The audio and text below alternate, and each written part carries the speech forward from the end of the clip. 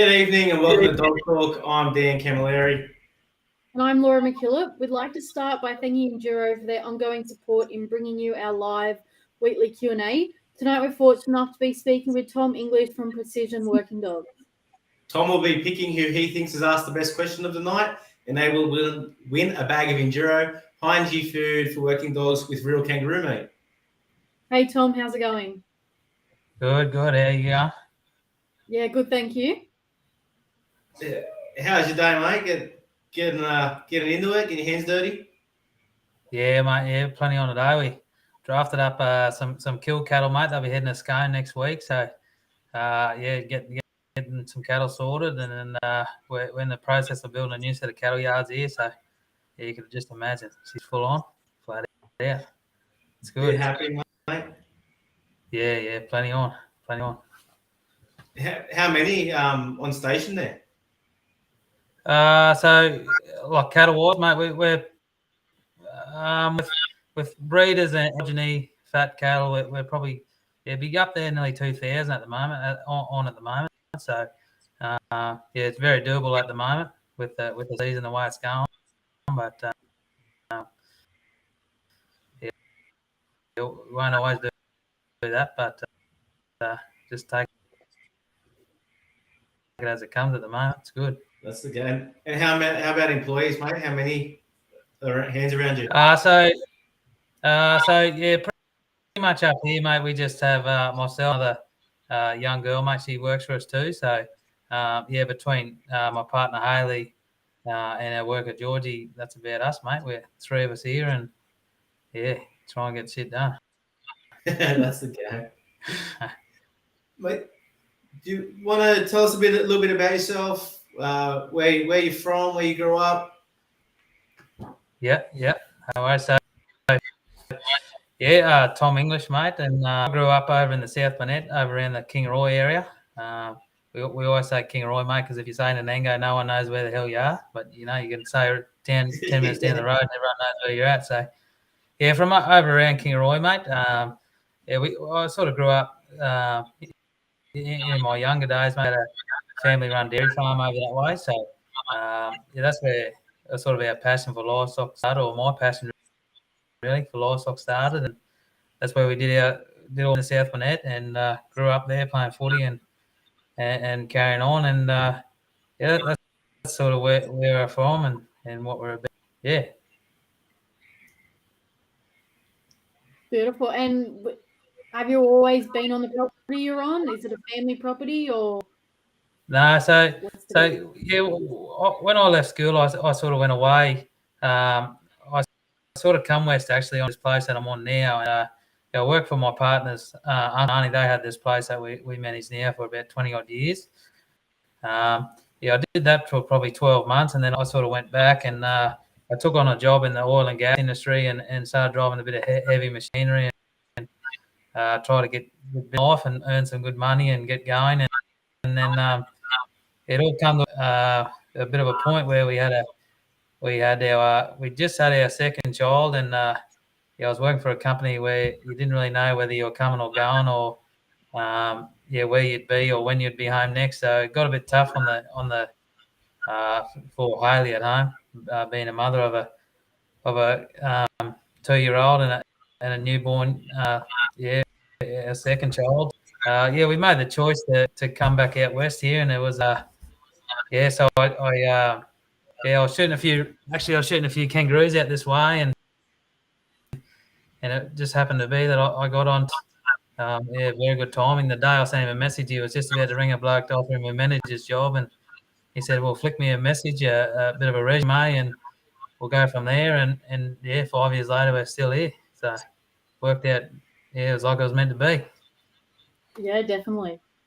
Not a bad decision getting away from the diggers either, mate. But being there's no personality in those buggers. Playing more and involved in the livestock. Yeah. Well, it sort of gets to a point in life where you got to sort of start enjoying what you're doing, and I'm pretty much just a stay-at-home dad. I get to take my kids to work every day, and they come and learn, and it's good. Like we had a job. We had a job on the other day. We had we've got feed up around our ears and 1,000 acres of us in and not enough cattle, so bit of a rush job. We got a helicopter.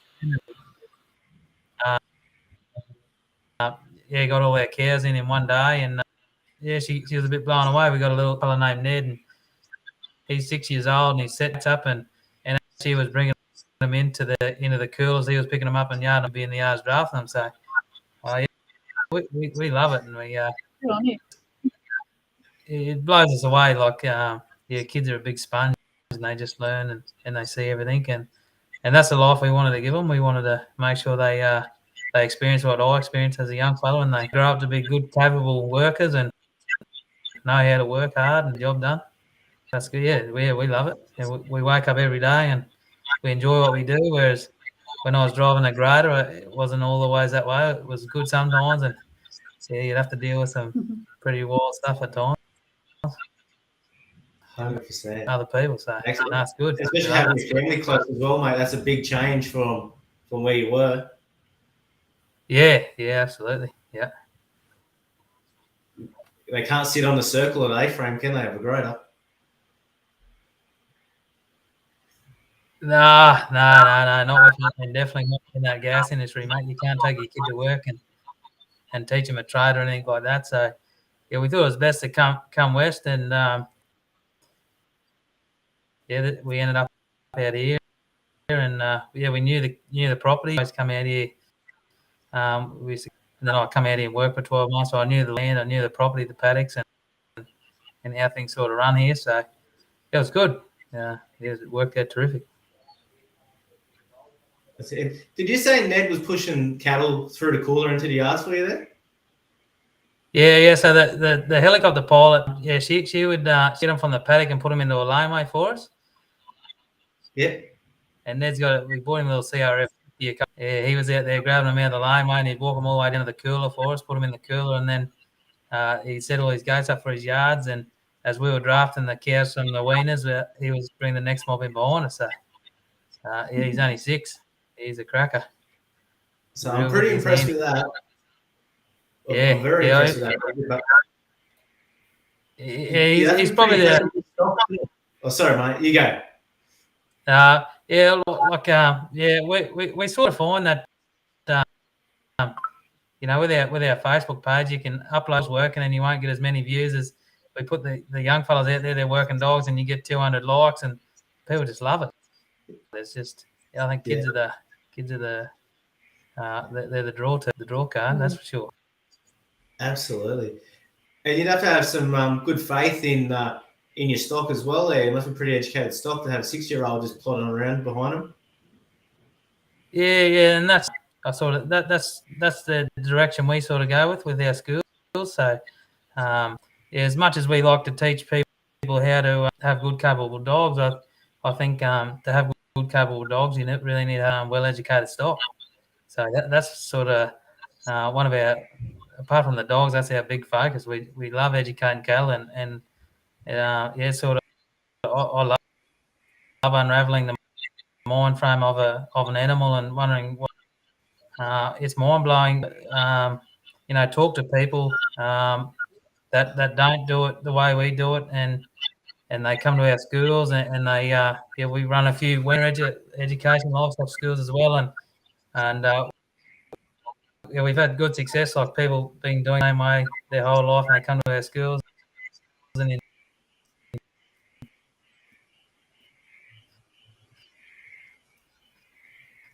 have you lost him there? we did a school the other day, and in about 6 hours we had. You're right. Go back. Yep. Not sure where I was up to, but we're massive on our education program. We really love it, and we enjoy what we do, and that's what sort of makes us tick. We like having good, capable dogs. We're not trialers by any means, but we love having a good team of dogs that can educate stock and get them on a motorbike, and it won't be long before he's got his own team of dogs and doing his own thing. So I think even mine already. I'm in strife. That's the guy. And you're saying you had a school there the other day? Yeah. So we run a weaner education school it might have been 2 weeks ago at our neighbours, and I think we had 12 or 13 people. It was really good, and and it was a good range of people, good range of people that had sort of do it our way, the way we do it, and a few people there throughout the school that they lock them up for a week and they can't work out why they go backwards, and they're no better than the day they went in there. So yeah, within 6 hours we had these cattle purring along. Yeah, the yards on feed, a few eyes too to see what you can do with dogs and how quick you can have a livestock. So how do you handle it when you turn up to a school and the cattle aren't educated to where you want to be? Do you take that school and turn it into a cattle educating, or what sort of how do you handle that? So I really enjoy the weaner schools because I don't have to prepare anything. I can turn up there and we can go to work on some cattle. We start with our footwork. We get everything right. Take a lot of we call it and corner settling exercises with the cattle to walk in a structured mob. We teach cattle to walk forward on little pressure, and we just do that by a lot of footwork before we even introduce dogs. But and then it's on the dogs and doing lead ups and yard ups, different things like that. But yeah, with our working dog schools, what I have to do is I have to turn up there on a Wednesday, Thursday before a school, and I always ask. I say I need 30 head of stock, and out of those 30 head, I pick 5 trainers, and I wheel them around for a couple of hours usually on Thursday, and you can just start to get cattle right pretty quick in the first few hours on the Thursday, and then come Friday morning, I might work on Friday morning once at lunchtime, and usually I've got a pretty good trainer mob Friday afternoon ready for a Saturday school. So it takes a bit of preparation, but sometimes it's easier to work uneducated stock than try and unravel someone else's creation, I guess is a good word for it. Does that process start from the way you enter the yards, like before you actually walked into the yard there? Yeah, absolutely. So we call it like a flight zone exercise or not. So we enter a yard and instead of bombarding cattle and making cattle move, we make cattle aware that we're actually in the yard with them, and we can reduce that flight zone from what on fresh weaners within kilometres. And we do this exercise where you walk in and you apply pressure to a beast, and when it gives you some sort of indication that it's aware that you're there, you then back up. So it gives it time to think. It gives you time to realise that there's someone else here, and you just prepare livestock to be actually in the right frame of mind to be moved. Whereas a lot of people, when they go to muster a paddock, they turn up wherever it may be. Whereas we like to turn up there and make cattle aware that we're there, and then get them in the right frame of mind, ready to move, and then we head for the yards, the cool or whatever it may be. But that's a big thing to, like when we or anyone enters yards, we should be making cattle alive. So I always say cattle because that's we generally that's what we deal with is cattle on a daily basis. But yeah, I'm shocking for it. I always say cattle. I should be saying livestock. But yeah, absolutely. Cattle are probably at the smarter end of the livestock scale anyway. I won't comment too much. Oh, yeah. You go. No, you go. I was just saying, from that, Ned Caskey's asks, what is the best positioning for 2 people in a yard of cattle?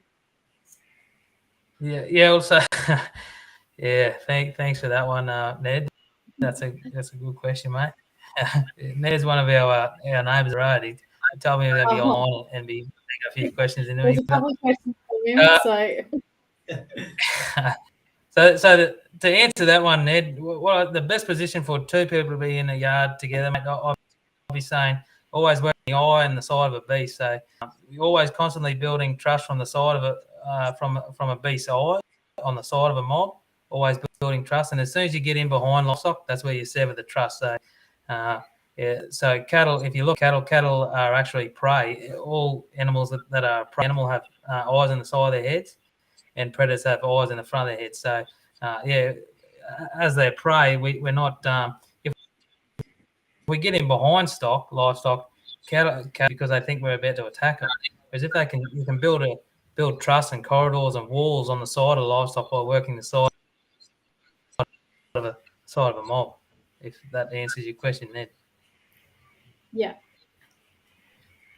And mate, coming off a dairy farm, are these principles you used growing up, or you found you had to adapt yourself?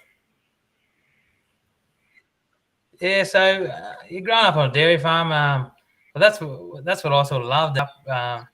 Having a dairy farm of my own, or maybe running one for someone. But when the dairying industry sort of collapsed, that's where in our parts it was like around the South Burnett, there was mass amounts of dairies there, so there was plenty of work. But yeah, early in the 2000s, I think when the dairying industry went south, and everyone sort of gave it away, I still love the livestock side of things, and I still love the livestock, and I still wanted to do something with cattle. So we always had a passion for cattle, growing up through, and we always had cattle close by, and we were always, whenever we could get our hands on some cattle work, we were doing it. So I think it just flowed through, but it'd much rather beef than dairy, that is for sure. And so, did you have dogs around you growing up, or was that something that sort of come later on with your job?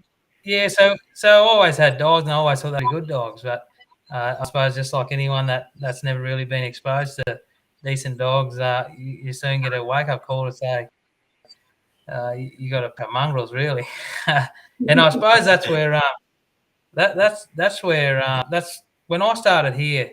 So with the operation that I work for, we have a couple of different properties between Queensland and New South Wales, and my boss also owns a helicopter company. So when I started here, it was we'll send a chopper up and give you a hand, because I was up here by myself at the time, and I was up here by myself for about 3 years before we got our first worker. And it was always we'll send a helicopter up, mate, to help you out. And what would happen was I'd book it in for the week. They'll be here this week, and about 3 or 4 weeks later, I'm still waiting for that helicopter to turn up. And we're scrolling through Facebook. I come across a Neil McDonald advertisement for a school. It's only just down the road,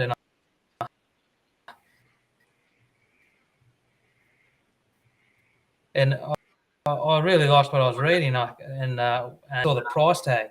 Holy hell! What's this bloke know that I don't know? The pack of dogs here, that type thing. Yeah, so Haley started googling a bit of what his skills were about, and a bit of Neil's work, and I got very interested, and I think I'll foot the $1,200 or $1,300 at the time, or whatever it was, and I think I'll go and have a look and see what he's all about. So, that's I always had dogs, but they were never dogs like that. And I think the same as it happened to me at Neil's school. Neil sends you out there, and he says, mate, grab your dogs. I want you to move these cattle from this point A to point B and do it as tidy as you can.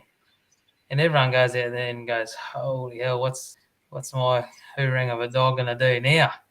And so everyone sort of has a go, and there's cattle about to go through a gate, and a dog will fly around and block the lead, and this, that, and everything else, and everything goes wrong for everyone.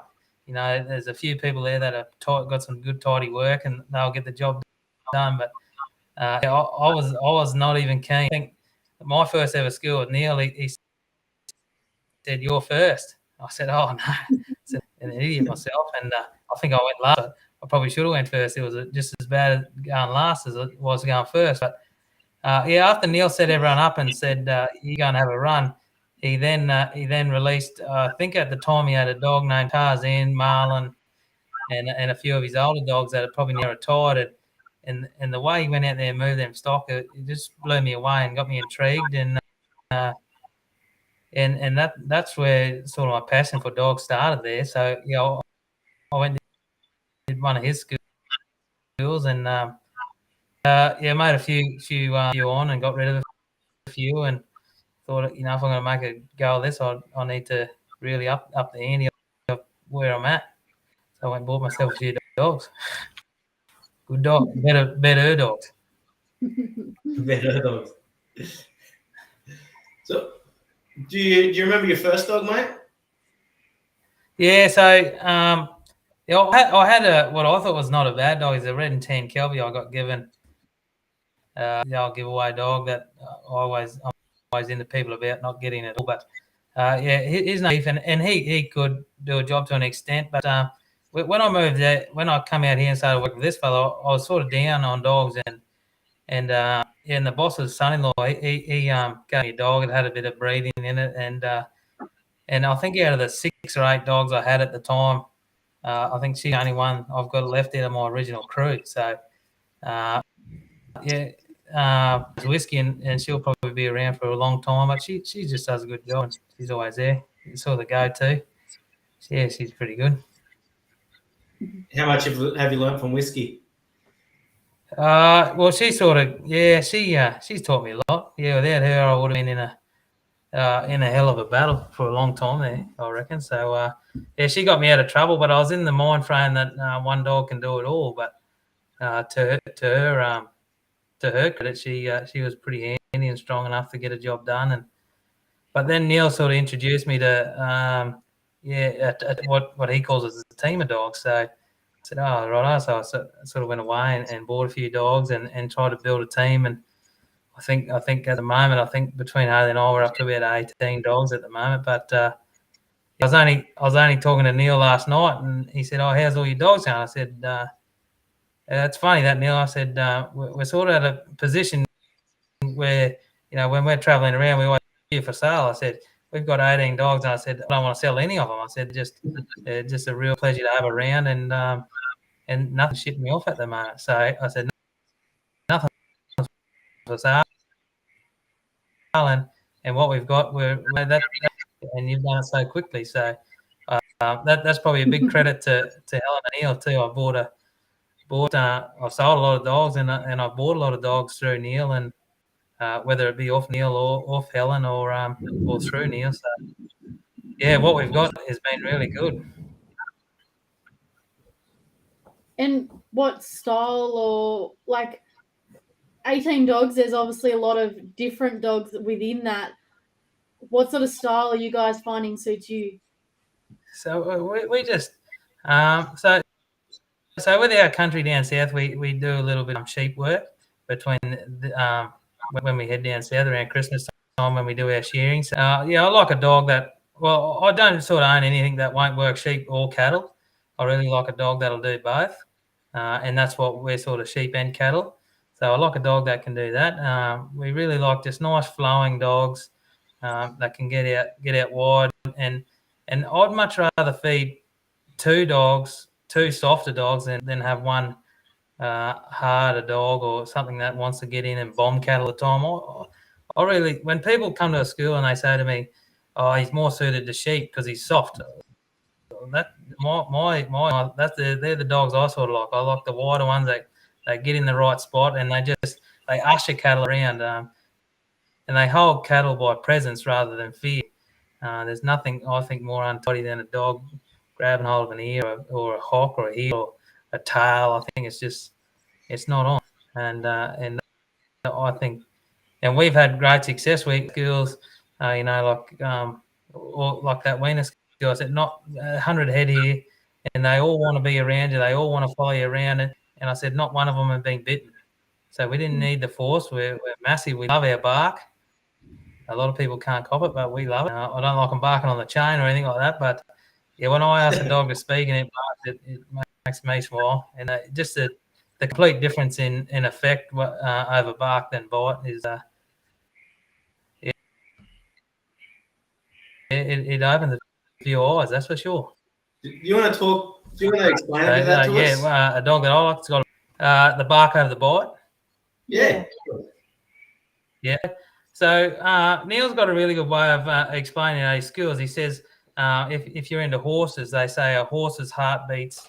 When a mob of horses get together, they chime their heartbeats together. So if something is attacked, its heartbeats lift, and then everything else lifts. So it hasn't been studied on cattle, but I think Neil's onto something there. You often see when you see a dog bite a beast, especially if you can identify cattle and it's a leader. What I say as a leader is a beast that is out the front, that when it's moving, everything else is moving behind it. So there you lead cattle. In a trainer mob, you might have one leader, and we always identify that at our school. When you're educating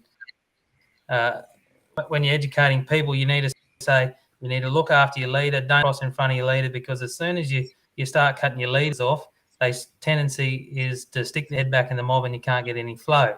So we like just on the bark thing. We find that if something's bitten, and especially if it's a lead animal, something that wants to lead out, if it's bitten, it tucks its head into the mob, and then you get cattle that scrum and you can't move forward.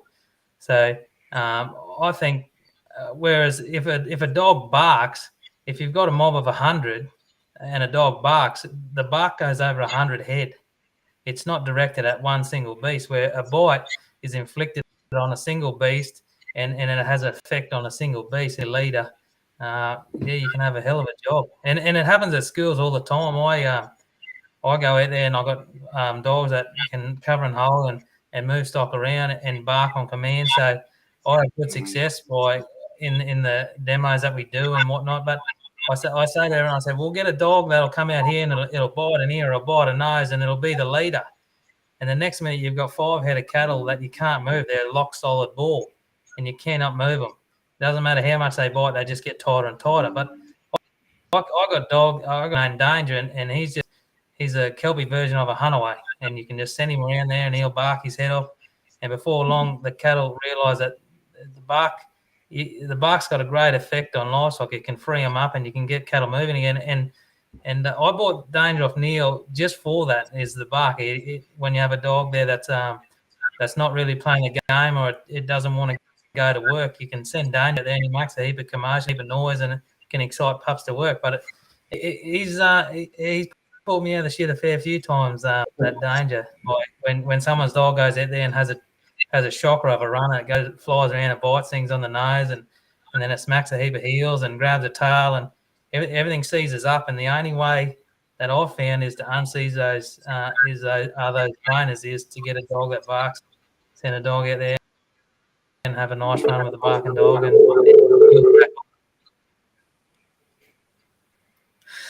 yeah, so talking about barking, I was just going to say it's kind of like a shockwave, right? Everything gets it, not just the one at the back or the one at the front. And from what I've seen, a bark's distributed over the whole mob, whereas a bite's singled in on a beast, and they don't like it at all. And we've had people come to our school just lately. Had a bloke from down the road. He's got some collies and had some real, what I call a sucker punch. You know, like the blokes down in the valley or somewhere like that. You know, they're partying and someone walks up behind them and smacks them in the back of the head. I said, that's what your dog's doing to cattle. You know, it doesn't need to be on. It should be locked up. That's how I rate it. And he went home and he's had he's gone out with the dogs with no bark, no bite to bark, and he said the difference I've seen in my cattle is tremendous. So I've been a few people, but you can't bend them all. Yeah, no, that's right. Absolutely. Mate, you got 18 dogs there. We probably won't get through all of them, but do you want to tell us a little bit about your main few dogs there? Yeah. So a quick little background story. To Neil, I did 3 or 4 schools in a row with Neil, and he kept going on every school. We need more people in the industry that'll go out there and educate everyone else. You know, like we need instructors, and I did 4 schools in a row, 4 schools weekend after weekend. A bit of travelling for me, and I said to Neil, get me on the right track, help me out, and point me in the right direction. I said I'd be keen to have a crack, so we're at Bark at Lara Wetlands about 2:00 in the morning. We're bobbing around the hot tub. It was a Sunday after school. We got a big hot tub up there, and we're bobbing around there. We'd have a few ports. It looked like a sunk pirate ship. There was port bottles bobbing around the water everywhere, and rolling cans. And I ended up buying a dog he had on the road with him that Helen sent up. His name was Frost. He was a tan head that Helen had trained. And so that was my starting point. I had some handy enough dogs, but I didn't really have that X factor dog where. And I think after buying Frost off Helen, it just lifted my team. Everything just got better. And so Frost is one of my main dogs, and he can do anything. He's just a real pleasure to have around, and he's a bit of an old soul. He's only just turned 2 now, but he's got all the good gear about him. He's got plenty of bark, and he's got plenty of, and he's pretty flashy to watch, and can do it all. He can do sheep and cattle. So yeah, he's one of the main ones. And another one is a dog that Jordan Donadell from she was at Armidale. She bred him, and I bought him at he might have been 6 months old, and he'd had a look at sheep, and I got him home. He's a bit of a big bricky headed Kelpie fella, and he sort of partnered up with Frost, and they sort of got going together. And next minute, I had 2 cracking dogs. So they're sort of my main 2, and the dogs that when I need a job done, whether it's a school or sheep work or cattle work or anything, they're the 2 that I always go to first. So they're sort of my main crew. And then I've got a wedge of school dogs. So unlike most training schools or dog schools you can go to, we take along a team of dogs that anyone can use. So, people always turn up and they go, "Oh, my dog works tremendous when no one's looking or no one's around."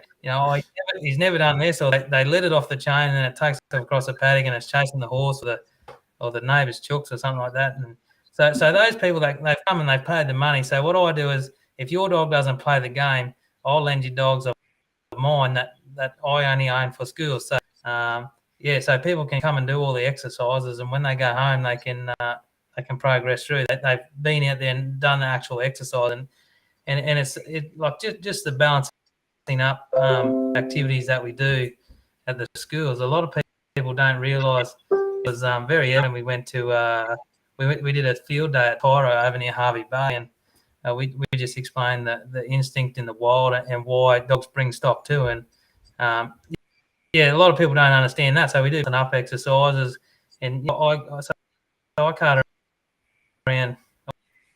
It might be 5 or 6 school dogs that they sort of they're good for the winter. They get plenty of work, and I bought a little bitch named Plum off Neil 12 months ago, and she's a bit of the class clown when you're out of school. You put her on the gang chain, and she just like a fruit. She looks like a helicopter, goes round and round and round, and nearly takes off. And enjoyment out of me getting up her all day and smacking her on the head with a pool noodle and telling her it's battles. But I think you need like that. She's got personality, and then you let her go to work, and she just loves work, and people fall in love with her. And she's definitely not my best dog, but the dog that everyone wants to own, that's for sure. So we got a stream of pups. We probably got between the 18. I might have 6 now. They might have 4 dogs or something. So she's got her own little crew now and going very well. But we've got a little wedge of pups coming along that we're just tinkering away with now. So we'll see. They're progressing very well, I think. They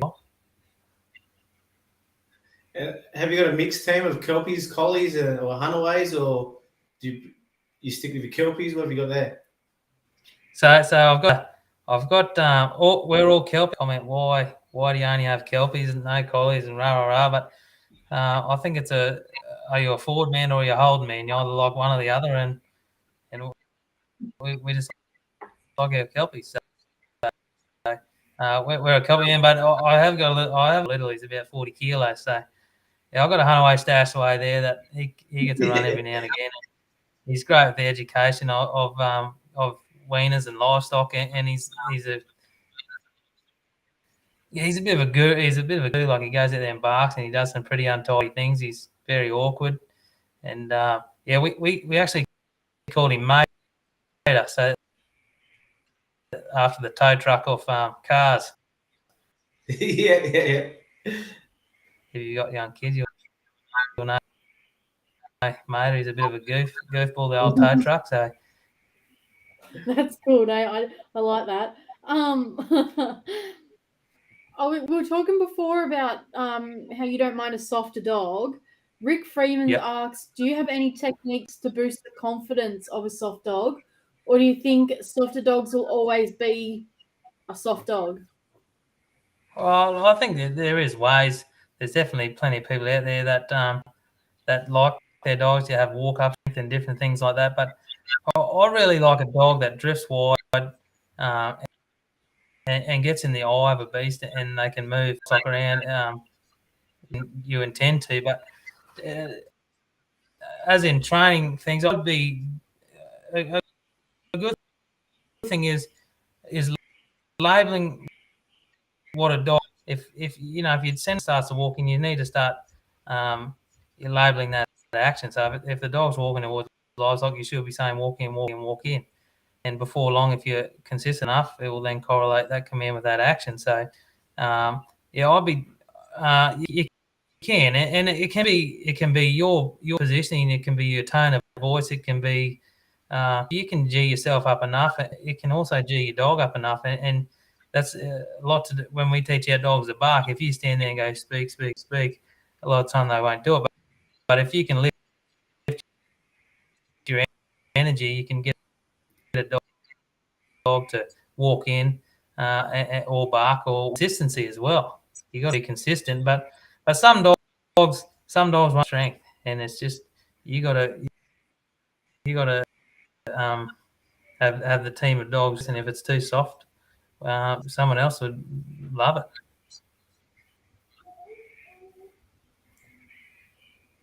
Definitely, yeah.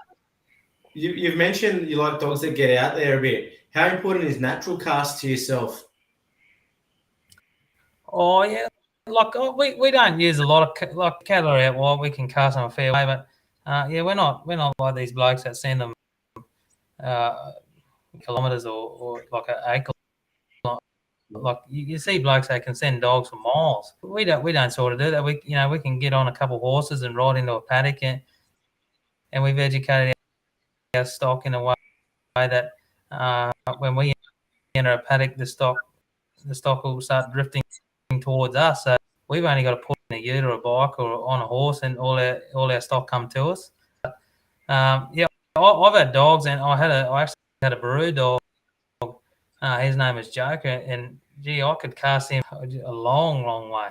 But that was just a bit of a show-off thing, I think. But I could have the trainers. They could be way down on the short oats, and I could say, it's not really practical for what we do. I can understand with sheep fellas or goat fellas or things. What we do, we don't need these massive, big, long casts. If our cattle are stretched a long way, I like to be able to send a dog up to the lead and slowly keep the tail coming. Yeah, sorry, mate, we lost Laura for a sec there. Just gonna get her back in here. Sorry. You're right. But took all that on board. How are we going there, Laura? All good. There's a question just come through before, and I think it's sort of relevant to what you were talking about a few minutes ago about when you went to your first Neil school and you got a dog off him later down the track. Isaac Days asked, would you recommend buying a going dog to get started? Oh, yeah, how you going, Isaac? Isaac's done a school with us. Yep. Absolutely. They come to our school and they turn up with this they come to our second school and they got this little tiny pup. And I think if you've got the budget and you can set a deal, people often come to me and say, and we always say, after school, if anyone needs a hand to find a dog or buy a dog, we're more than willing to help because we're in a good group of people. There's always something kicking around. But to answer that question, absolutely, go and get yourself not one dog though. Go and buy yourself 2 good going dogs, and then buy yourself a pup. So you can go there and you can actually do a job. You can create owners. So you can touch up a few habits on the 2 dogs you bought, and then get livestock educated well enough that when your pup gets big enough, it can go to work. A lot of people get disheartened and they get lost. They go and buy this little pup, and all these weird things where we don't start dogs till they're 12 months, or we don't start dogs till they're 2. I got dogs in the kennel that my oldest dog's 4. I got a lot of dogs under 2-year-old that I go there and educate numerous amounts of cattle. I've got 2. They're only 6 and 7 months, and I mustered 600 or 700 head in today with them. So, I want my dogs to be starting young and progressing through by 12 months. And I think definitely go set yourself a budget. I always get these people that come to me after school. I say, okay, yeah, I heard that you can help us out with a dog. I want a dog that goes 13 paddocks back. It'll get the 600 head out of there, and then it'll shut every gate on the way through and yard them up for me. I say, oh, okay. Yeah. How much you want to spend? And they say $1,000. People need to be realistic. Yeah. I looked at that Lucindale auction the other day on the weekend, and there was some nice dogs in there. And I think if you can set your budget, and a fella actually come to our school, didn't even own a dog, and he said he come to our school, so he said on the right way forward. So what he did is he come and did a school, and after school, and he said, I got $10,000. Can you find me 2 dogs? I said, no worries. Found him 2 dogs. I think Neil lined one up, and we got one from somewhere else. And he rings me how good of a move that was. So he's starting to educate stock. He's over there at the Bunny Mountain. So the Bunny Mountain's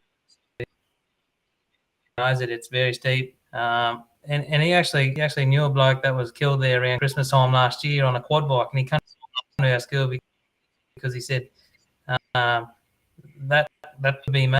That the fatality could be me. So he said, I've got to find a better way to do it, and working dogs was it. So 2 dogs, and then he bought a pup from there. So and he set himself up, I think, and he's having a real win. Whereas a lot of people can get in this, I'll go and get a pup, but they don't do the research, and then they end up with this homebred pup that's they wait 12 months and they work, and then if they're still desperate enough, they'll go again. Because I think just go and talk to and people always ask, oh, do you breed any dogs? I'd have a litter a year, maybe 2. Dog breeders, there's plenty of people out there breeding dogs and know plenty more than us about breeding dogs. Go and buy them for a reputable breeder. Yeah. Actually, I've got 2 questions myself. One is, how often, like on the flip side of people coming out to your school, how often do you find people throwing pups in a scenario that's way above them, and they're actually just flooding their dogs, expecting to be on dog? Yeah, absolutely, and it happens all the time. We always, and we've got to try and unravel the bad experience in. So people come to our school and they say, I just give him a little run on them fresh weaners that we got in last week and run over by 400 head. And now I don't know why, for the life of them, the dog won't go near stock. People come to our school and we say to them, they do really well on our educated trainer model. And I say, and we've had great success with creating a trainer mob and then selling the advantage of having a trainer mob. And we'll say trainer mobs, and we've sold a heap this year. And we say you need to set up a situation where your dog's always going to win, not in front of the 500 head that have never seen a dog before and then they get run over. So we would say, do you have a trainer mob? And they say, oh, we've got 10 head at home, and they follow us around, and we bottle fed them. So they go and let their little pup off it, and then next minute it gets kicked across a flat or has a broken leg. Or people just don't understand the importance of a trainer, whether it be sheep, cattle, goats, any form of livestock. But yeah, absolutely, people. That's how people have trained dogs. Just throw them in the deep end, and if they come out swimming, then we'll keep them. If they don't, well, they don't. But you got to set the way to do that is with a trainer mob from a young, and that's it. People saying, "Oh, we're not going to start a dog till 12 months." Yeah, we get people saying we're not going to start a dog till it's 12 months or 2. So you can cop a kick, but educate your livestock so they don't kick or don't chew, and they move. You walk around and you train them up. If it's good enough, it'll follow you. So this little 6-week-old pup's walking around, thinks it's moving this 5 head by itself, and it feels like an absolute champion. So probably the question before on strength is, some dogs are wild workers because they've been exposed to some sort of horrendous doing, and they find safety out wide, so that's where they go. And there's pressure and relief everywhere, right? And the dogs sometimes find relief themselves out on those points. Yeah, absolutely. So I always hear the pressure relief thing, but it should be you apply pressure, wait for a response, then give the relief. People always saying pressure relief, but if you don't get a response, you don't give relief. And I think if you've got dogs that are fairly well A-grade dogs, they can start to feel a flight zone. They can set themselves. Dogs can be too close and creating havoc all the time, or they can be too and have any effect on the livestock. It can judge where it be and how far off the mob it needs to be able to manipulate a mob in the direction you desire to go.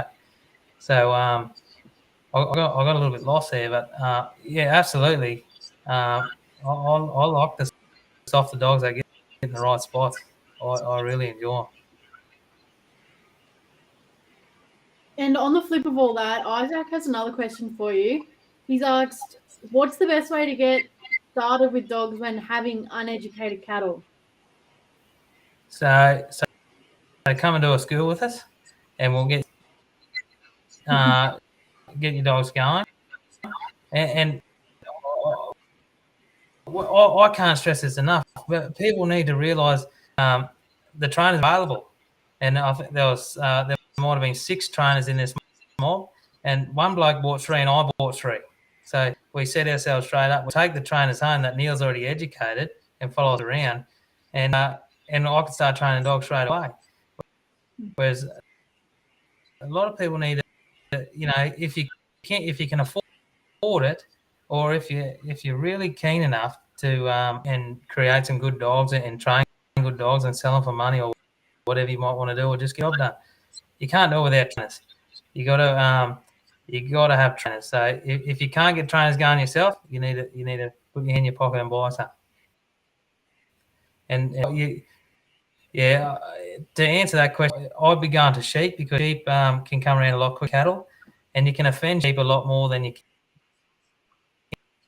can cattle. Whereas if you got a rake and you're turning around, they seize up on you. And I get a lot of people asking, "Oh, I've done this and I've done that. How do I undo my bad work?" So I say, you always got to look forward and walk forward. Whereas sheep, when you're doing a sit lesson, well, the way we do a sit lesson on sheep, you can offend sheep. You can walk back through them. You can climb over sheep and do a heap of naughty things to them, and they cop it every time. So, when you're doing a sit lesson and you want to shake a rake at a dog or something, it doesn't offend them. To answer that question, if you've got dogs that aren't all that flash, and you don't have the dogs that can make a trainer mob out of cattle, I'd be going and getting sheep, and I'd be going and getting set up. Make yourself a round yard, square yard, whatever it may be, and get yourself in a controlled environment, so when a dog does something silly, you can get on the way. You're not having to the dog's cut a bear and it's doing the 500 metres down the paddock, and you've got to try and catch it. So yeah, go back to controlled environment. I'd say sheep, and start working some sheep with your dogs, and move on to cattle. You start yours on sheep? Yeah. So we have a few different trainer mobs here. We always have our heifers close to the house. We have every time we wean cattle, we always cut 5 out. We make a new trainer mob. That we've got at the moment, they've done 2 or 3 schools, and I always say the vandals and the thugs and all that sort of stuff, and they got to get through life to deal with it. So they always turn out the best. But yeah, we these little heifers at the moment, they're bloody, they're a bit painful actually. They got the free run of paddocks to the house, and in the middle of the night, the dogs will be going. There'll be 5 trainers there drinking out of their water bowls, so they're just getting a bit too good for us. So we might have to get them out and start again. But yeah, we always start them on sheep, especially from a young age. And I like a pup that you can get home and 8 or 12 weeks old, and you can show it some shit, nice controlled environment where it's not going to get hurt. And then once we feel it's safe enough, they go straight onto our educated cattle that don't have any equal charge in them. So, you know, it can get hers. They're very, very far and few between. They do that. But we always start them up, get them balancing up nice, and and I think the most important thing is a recall, being able to stop a dog. When it does something stupid, you want to be able to, you want to be able to pull it up and not let it get away with murder. Do that, I think, on sheep in a good controlled environment. Absolutely, mate. And someone that's so passionate about training stock and your dogs, how much time would you put into training your dogs? Yeah, so we had a few schools here at home, and you know, we might have 15 minutes with some pups, and 2 afternoons, 2, 3 after, and a couple of days before the school, I can tune some dogs up and get them right. And then I use all my young pups and what I call my lone dogs or stooge dogs. So often people come to my schools and they don't realise that they're training my dogs for me. I'm a bit of a sucker. so yeah, I go out there and I let all my pups, because dogs there that go out there and we do the exercise and they know it off by heart and they know how to do it all, and they make, you know, they don't make people get in the right position or put their rake where it needs to be. So I let all these little pups go, and the pups will try and cross you if you're not quick enough, or they'll work one side of the mob. So I like to get people to when school's on, it's always good because we're training dogs. At home. We might have 2 or 3 afternoons a week where we do 15 or 20 minutes with dogs and play around. And yeah, we had a few schools here a couple of months ago, and there's a good little crew knocks now. So there might be 6 or 8 or 10 people that they've come and done 1 or 2 schools, and they really enjoy it. So on a Wednesday afternoon, yeah, they turn up here, and there might be 10 minutes of dog training. I think that's you actually train dogs. Have a bit of fun with it, eh? Like, yeah, we get the sheep and cattle in for them, and they turn up at 5 o'clock, and everyone brings a bit of a nibble or a packet of chips and a few beers, and we have a good time, and yeah, go till it gets dark. And yeah, with that, people like come around, so we're entertainers ourselves. We like to cook and put a show on for everyone. So. Beautiful, I like that idea. Ray Petroni's asked, what are your top 5 tips for starting a new pup? Yeah, so I'll be saying top 5 tips. Well, first of all, you need to set a budget. I think a budget for a tip I could give is set a realistic budget, and I think budget for a well-bred pup that is going to $1,200. So that'll be my tip. Is and going just on pup selection, when you go and buy them from a reputable breeder that's bred that litter a few times and you know it's going to work, or the pups before have worked. If you can see the dog, the mother and father work that thing, and if you can see the grandfather the mother and father. That's a big tip, and it is go when you go and buy a pup of someone, go and see how their livestock are. If they're good and well educated, you know they got capable dogs. But if you turn up there and they got bits and bobs and there's cattle banging off fences and running, well, you know the dog won't be too good at all. So, yeah, if I turn up someone's place and next to him there's a young fella getting around and he's got 2 or 3 dogs and he's bringing cattle in, I'd buy a pup from that. That's another thing. You got to like what you bought. You won't spend any time with it. Tip 2 would be, I always say to school is, go and get yourself prepared before you've actually gone and got the pup. So these tips might be in a backwards order, but they're all good tips.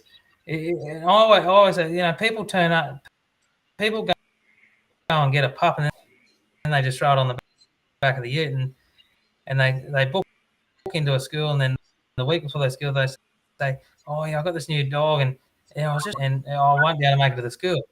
But go and get yourself set up. Make sure you got a pen at home, especially if it's a bitch and you don't want to have pups. Go and get yourself set up. Get a pen, get a dog box for your ute. Get yourself set up so when you get the pup, you can keep it alive. And I think that's where a lot of people go wrong, is they don't set themselves. It's like having I always say it's like someone's there always has a little baby or has just had a baby. And I say, when you had that baby, did you just throw it on the back seat or in the ute of the tray and drove home and dogs? They go and get the capsule. They make sure the restraints are right. They put a blanket over it, make sure it's warm. People have got to start putting a bit of pride and effort into what they do.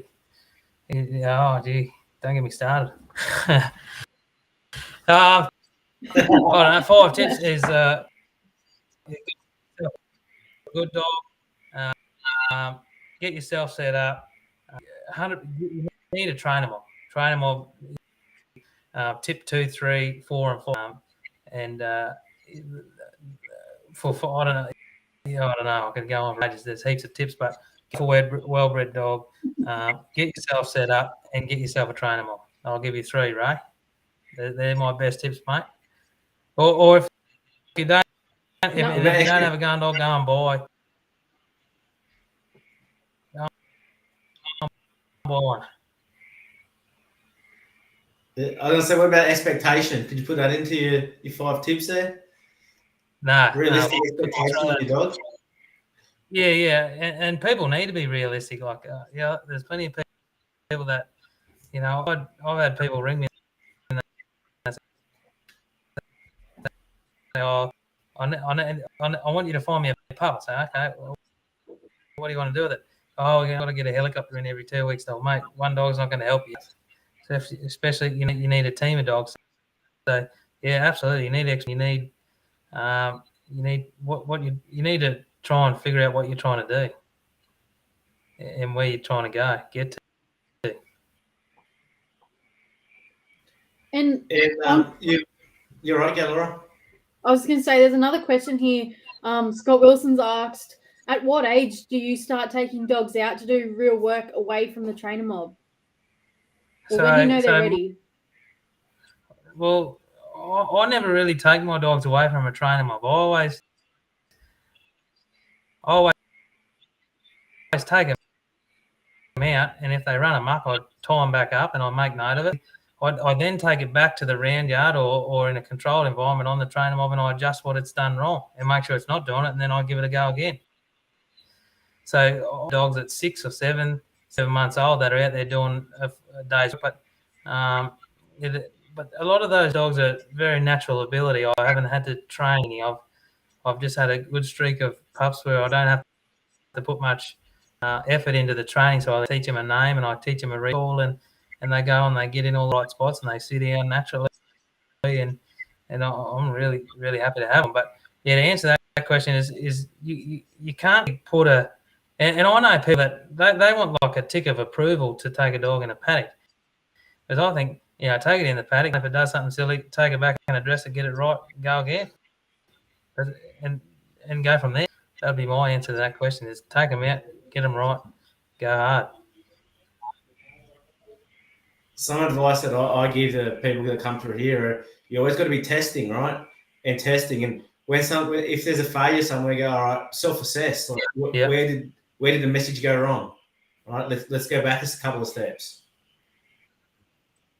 Yeah, we're in a silly spot. We created the situation, or we've in the wrong position, and we've made the dog go there without realising. So a lot of people, they come through our schools and that they don't realise where they need to position themselves to get the most out of their dogs.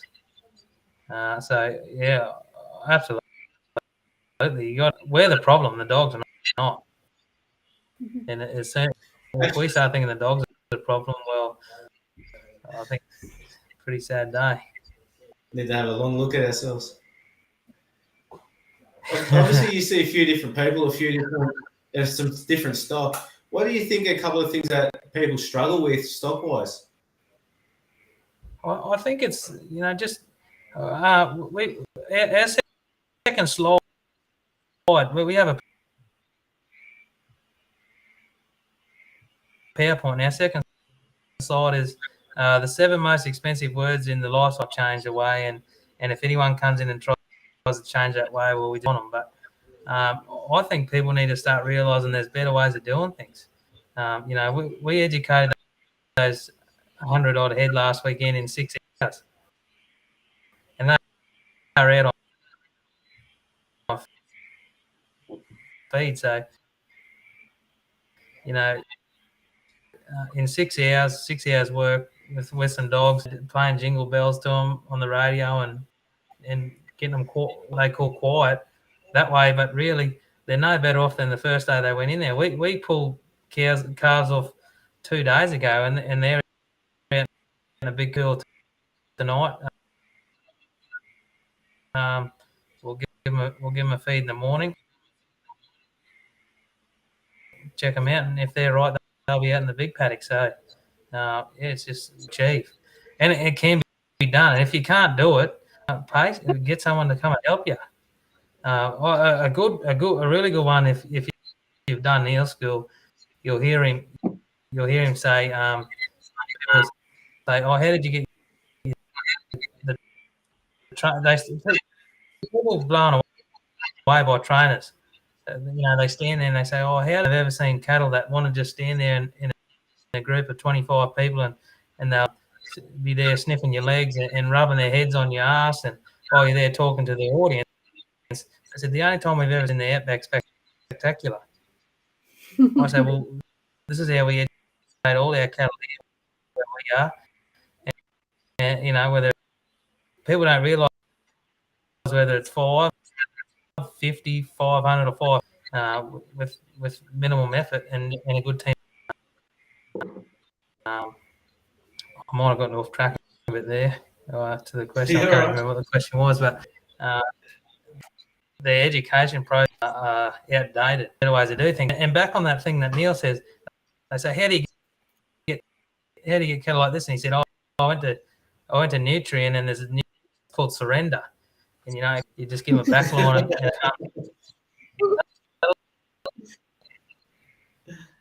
And he said, "You wouldn't believe how many people turn up and board." He said, "I don't. It's definitely not. I do it with me. Not take livestock with me." So he said, and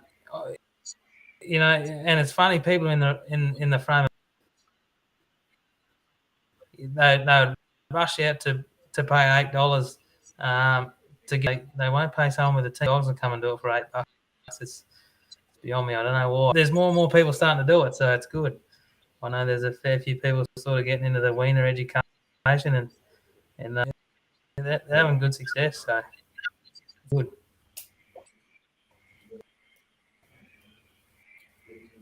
Beautiful. Are you traveling there, Laura? I'm all good on this end, yeah. Very cool. Mate, how about you talk about balancing up your young dogs and getting around. How do you go about putting sides on your young dogs? Yeah, so we just have it as consistency. So what we do is we balance up dogs, and we just when we have little pups, that we don't want to shut them down. So we let them go free. Then is you can start to get a bit of control on your dog. And Neil's got a little saying that he is, but I probably do know what it is. I should know what it is, but I don't. It's if you're consistent enough, the dog will then correlate that command, that action with that command. So for our sides on the dog, it's over and back on a clock face. So over's clock, we just use over, back, and sit. And if a dog's traveling around balancing up on a mob and it's going over, well, we got to go over, and if we want to go back and it's going that way, we go back. But there's a few different techniques and different things. You can send them right around a mob, and there's an exercise there where you can open and shut gates with your rake. You drop it. We just use over and back, and we just level what the dog's doing. A lot of people, it's funny, people they play mind games with their dogs. You see a dog galloping across the paddock to get to the lead, steady. Well, if you keep saying steady to a dog that's going flat out, it then correlates steady with go flat out. What we should be doing is go flat out, go flat out, go flat out. And when a dog actually starts to slow down, we should be saying steady, steady, steady. Oh, on their dogs. There's a girl up the road, and she came to us and she was playing around with some sheep, and the next thing she puts her hand up like this at her dog, like that, and she goes like this, and next thing she could get this buck on command and stop on command. So it was something I haven't seen, and I thought she just fluked it, and she can do it. So yeah. Well, I think you can be creative.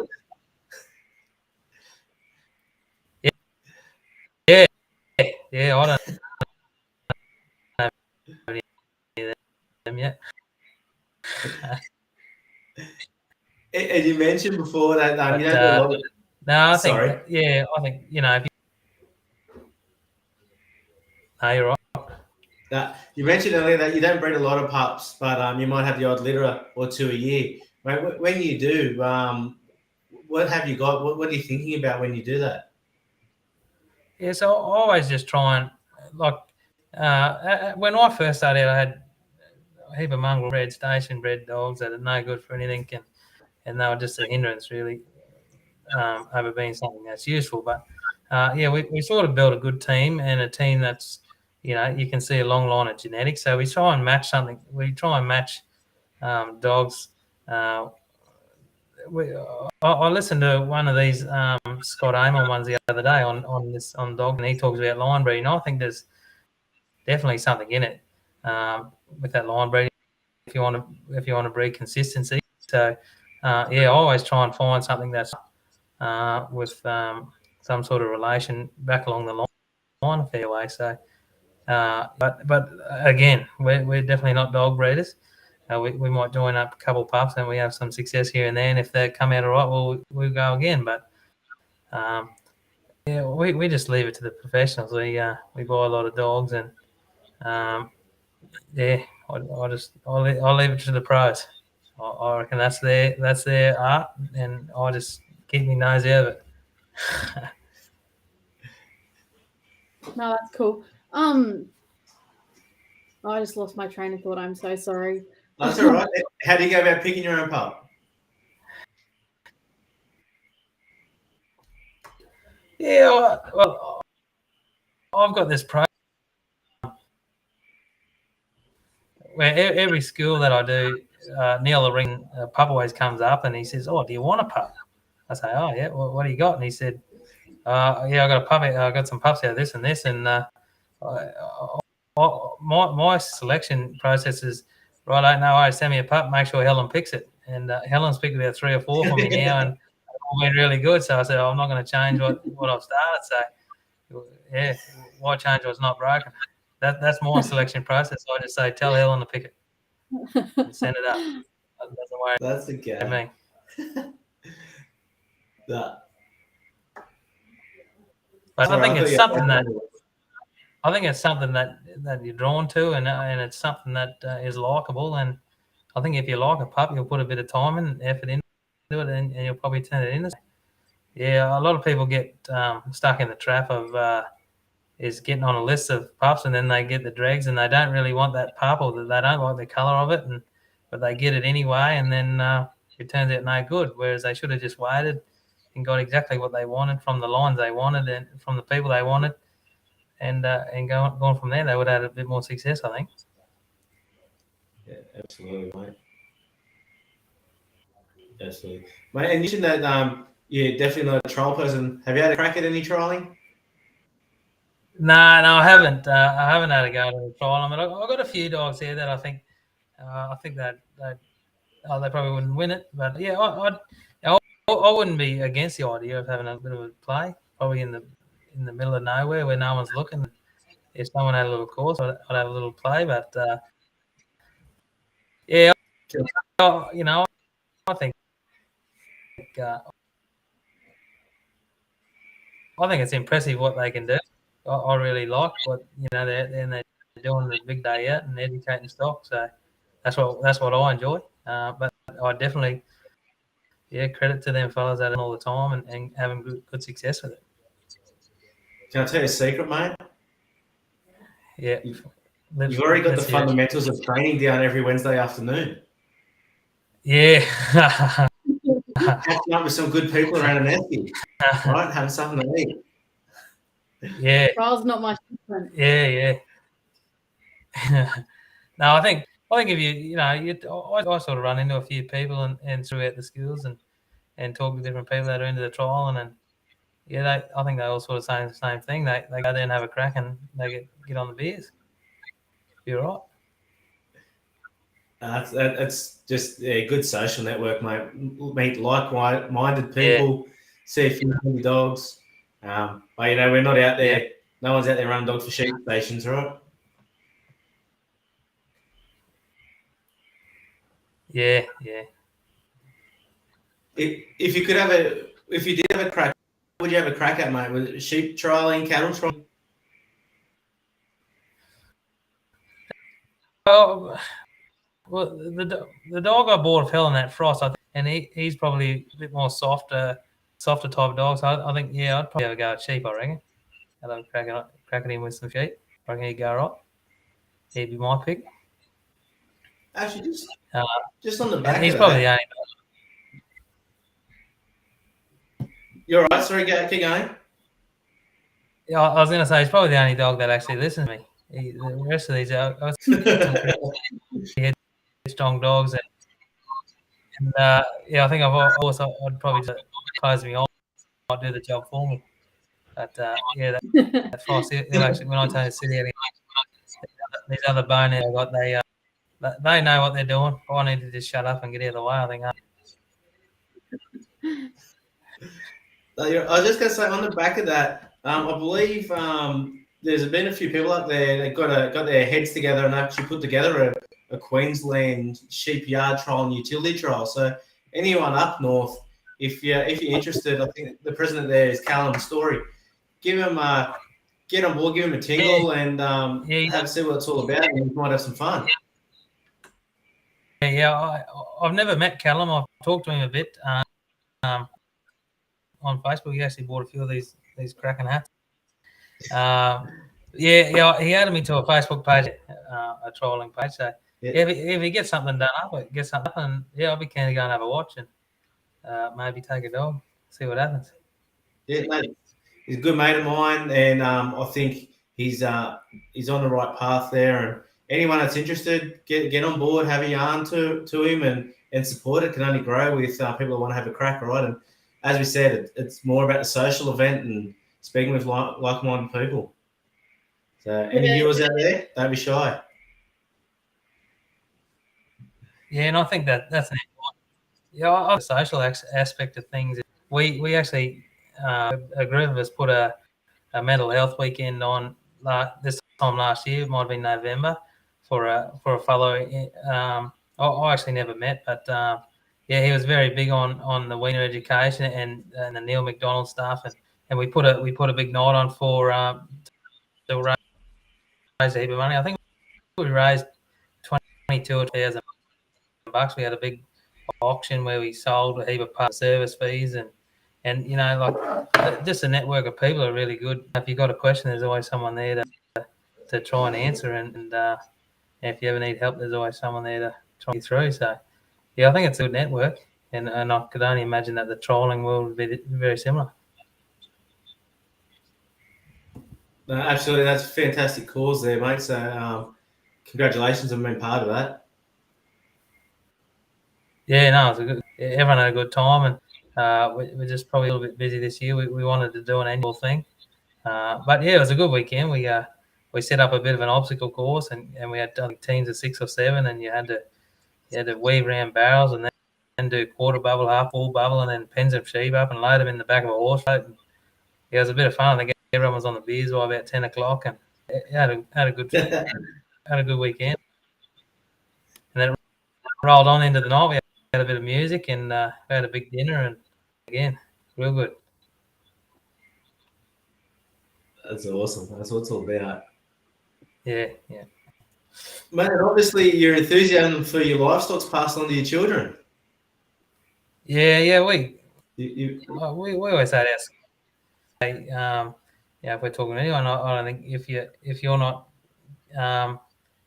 if you don't think it's safe for you to get in the yards, well, they're probably not educated well enough. So yeah, our oldest boy Ned, he's at school, but when he can, he's always he's sort of my right hand man, and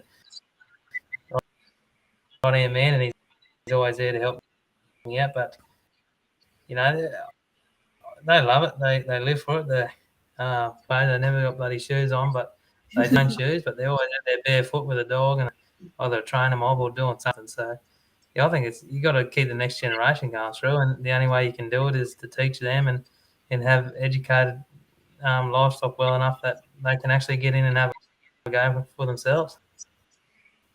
And any advice for a young person coming through wanting to have a go in the agriculture world? Yeah, you got to put yourself out there and have a bit of a go, and be prepared to work hard and talk to people. Find out, you know, where the right places are to go, and who to talk to, and where to get a job, and be a bit you know, be a bit of a social butterfly and get around, and you just want to process big numbers, you're probably better off going north. But plenty of companies now that are introducing the training methods, and they're getting skilled up, and they're educating livestock and different things like that. So if you end up on a job like that, I think so. Yeah, crack. We need more people out there. Australia's, you know, you talk to anyone, they can't find workers. So if we can give someone a good experience and get them into the industry, why not? Great advice, mate. Great advice. Mate, if there's someone or a couple of people you'd like to see us sit down and have a chat with on Dog Talk, who would they be? Well, actually, yeah, Neil, and I class him as a bit of a king of the industry and the livestock industry and what he does. So in my eyes, he's the king, and I think we should be sitting down with the Queen. So I think we should be getting Helen on and having a good yarn to her, because well, actually, I've actually never met Helen personally, but I've talked to her on the phone and always queried her. I've sent her messages and different things like that. She's always been very helpful, and anyone that I actually talk to that knows Helen, they tell me that I might get shot, but they tell me that she's a better dog. So she's got a lot of different approaches and things like that. So yeah, I'll be happy, I reckon. Or someone else you could would be they're sort of out of it now, but Courtney Robinson and Tom Luck, if you could get onto them guys, they've been doing some real stuff up north there, so I think they'd be a good one to talk to as well. And when I first started out, after my first skills, I approached Tom Luck, and he was very helpful. He set me in the right direction, told me who to talk to with dogs, and and getting around some good dogs around me. So I think he'd be a good one to talk to. Very passionate. Cool.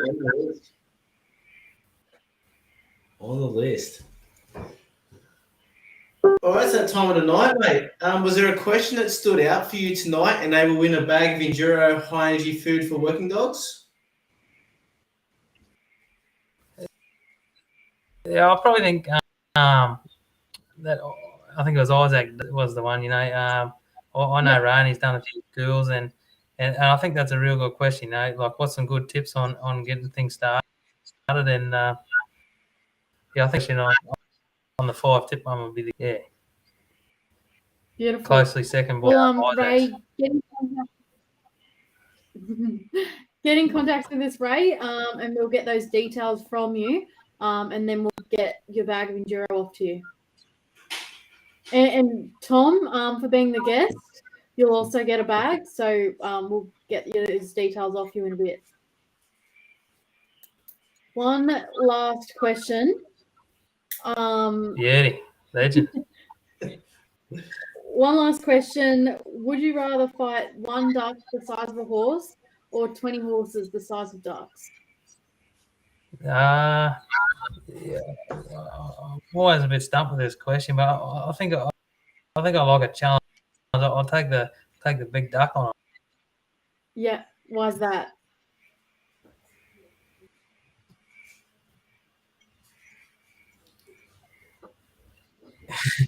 He froze up at the right time there. Didn't have to give an answer. So yeah, I'll challenge. I reckon I'll take the duck the size of a horse. I reckon. Yeah. And why would you take on the one duck? Well, I just like a challenge, you know. Big, give him a crack. Just like a challenge. That's the guy. Mate, thank you very much for your time tonight. Really enjoyed the chat. Know you got a couple of young ones there, like myself there, so I know the hassle it is to put them in bed early on a Tuesday night. So I'd like to thank yourself and Haley for giving us some time. Thanks for the invite, and I had a good time. I think keep doing what you're doing. I think everyone needs to hear a different perspective all the time, and we always encourage that with our schools is come and do ours, and then do as many others as you can, because you'll get something from everyone. Same sort of thing. You talk to people and ask questions that you're not always comfortable asking, and you know the silly question is the one that. That's right. Some great advice, and to all our viewers out there, thanks for tuning in tonight and listening back on later when you're singing the tractor in the car. And please remember, we learn every day, and the day we stop learning will be a sad one for all of us. Thank you.